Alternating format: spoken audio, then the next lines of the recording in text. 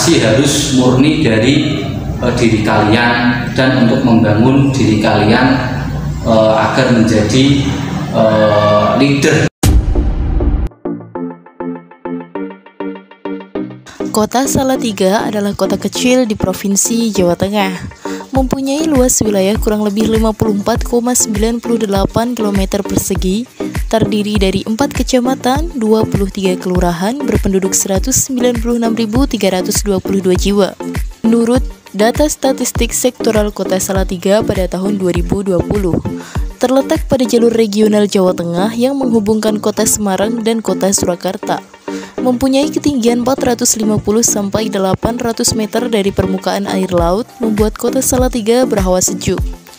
Kota Salatiga dikelilingi oleh keindahan 3 gunung, diantaranya Merbabu, Telomoyo, dan Gajah Mungkur. Hal ini menyebabkan kota ini memperoleh julukan Schoonste Stad van Java atau kota terindah di Jawa Tengah pada masa Hindia Belanda.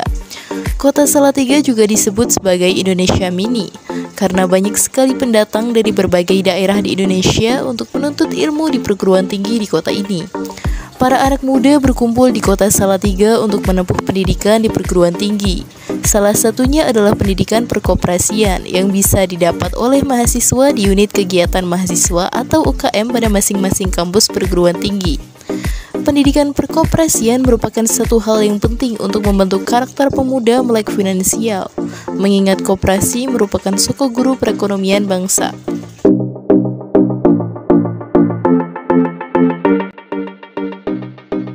Nama saya Rohman Hakim. Saya saat ini bekerja di Dinas Koperasi UKM Kota Salatiga sebagai pendamping koperasi UKM.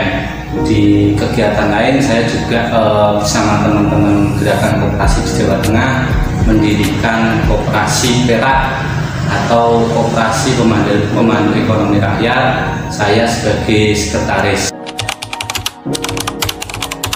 Oke, pertama kali saya mengenal kata koperasi itu semenjak saya masuk di perguruan tinggi IAIN Salatiga atau saat ini sudah akan menjadi UIN. Di situ saya masuk ke kampus 2010.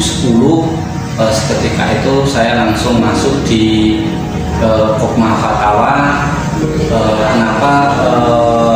Di situ saya diberi pendidikan dan pengkaderan oleh para pengurus.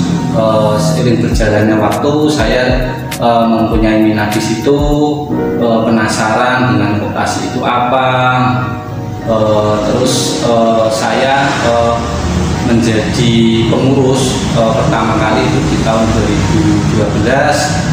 Kemudian di tahun 2013 saya diamanai menjadi ketua umum Kokma Fatawa. Setelah itu masih dipercaya dengan teman-teman menjadi pengawas, sampai lulus pun masih diberi amanah teman-teman mahasiswa khususnya di para adik-adik Kokma sebagai penasehat, mulai dari bidang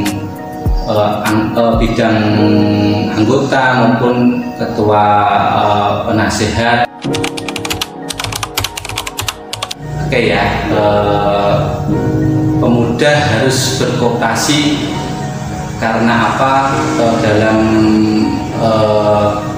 prinsip-prinsip koperasi sudah dijelaskan dengan jelas dan detail bahwasanya yang pertama, pemuda itu generasi bangsa ini. Sedangkan dalam prinsip koperasi mulai dari manajemen sampai sistem yang ada di koperasi itu sudah jelas. Tinggal bagaimana teman-teman pemuda ini semangat untuk menerapkan apa yang ada di prinsip-prinsip tersebut. Oke, tentunya dalam menghadapi perubahan zaman khususnya pada tahun 2020 itu kan kita dilanda yang namanya COVID-19, tentunya juga mempengaruhi berbagai sektor, termasuk juga para aktivis koperasi. terutama para pemuda. Di sini pemuda juga harus menyesuaikan apa perkembangan zaman, harus inovatif, kreatif, dan mempunyai terobosan-terobosan menuju ke IT, harus menguasai itu. Di sisi lain juga harus menguasai manajemen yang ada di jati diri koperasi sendiri itu. Jadi kedua-duanya harus disinkronkan, tidak hanya salah satu. Selama COVID, sebelum dan sudah COVID, tentunya banyak regulasi-regulasi yang berubah dalam berkoperasi. Yang tadinya semua kegiatan dilakukan secara offline, kemudian di COVID karena ada aturan-aturan yang harus memang kita patuhi bersama, di situ online juga mempengaruhi terhadap para anggota koperasi, mulai dari rapat anggota, pertemuan intern antara pengurus. Itu karena aturan pemerintah harus ada pembatasan. Di situ juga regulasi-regulasi itu dari pemerintah sudah menjelaskan rapat anggota bisa dilakukan baik online maupun offline, bisa juga dengan hybrid ya, atau setengah online setengah offline. Pesan untuk para pemuda agar mereka mau berkoperasi, mungkin mindset yang perlu terutama harus diubah. Tentunya teman-teman mahasiswa setelah lulus, mungkin mindset kalian masih ingin menjadi karyawan ataupun kerja di perusahaan. Jadi kalau pesan saya, mungkin mindset itu diubah dengan cara kita berkoperasi, karena dalam koperasi sendiri itu ketika diaplikasikan maka itu akan menjadi sosok guru perekonomian di Indonesia. Budaya-budaya berkoperasi ya, ataupun budaya-budaya koperasi mungkin di dalam pembentukan dulu Bung Hatta itu sudah menuangkan di dalamnya, salah satunya berupa gotong royong. Gotong royong di sini bisa diartikan gotong royong partisipasi anggota.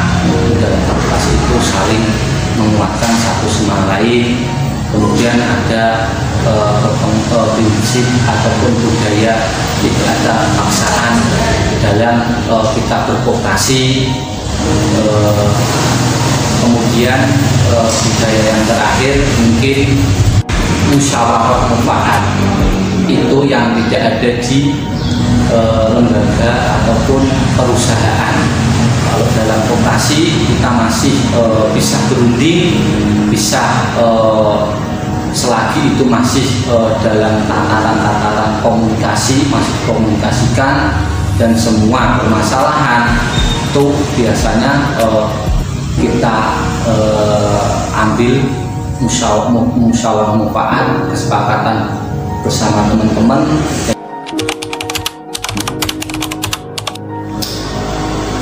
Impian saya berharap atau bermimpi banyak anak muda yang ingin aktif dalam menggerakkan apa yang ada dalam prinsip-prinsip koperasi. Jadi tidak hanya berkoperasi karena alasan saya berhutang ataupun apa. Jadi berkoperasi harus murni dari diri kalian dan untuk membangun diri kalian agar menjadi leader di lingkungan sekitar dan mensejahterakan anggota, khususnya dan umumnya untuk memajukan perekonomian yang ada di negara ini. Pemuda menjadi agen of change bagi bangsa Indonesia, sehingga diharapkan para pemuda bisa mengikuti arus zaman yang semakin melek teknologi dan memberikan inovasi-inovasi pada perekonomian di Indonesia. Generasi muda harus mempunyai integritas dalam membangun bangsa dan negaranya, bermoral, nasionalis, berdaya saing, berilmu, dan mampu beradaptasi dalam teknologi untuk bersaing secara global. Sebagai generasi muda penerus bangsa, pemuda tidak boleh hanya berdiam diri melihat pembangunan yang sedang berjalan. Pemuda sekarang sebagai tulang punggung bangsa harus bisa berinovasi dan kreatif dalam berbagai sektor pembangunan dan perekonomian.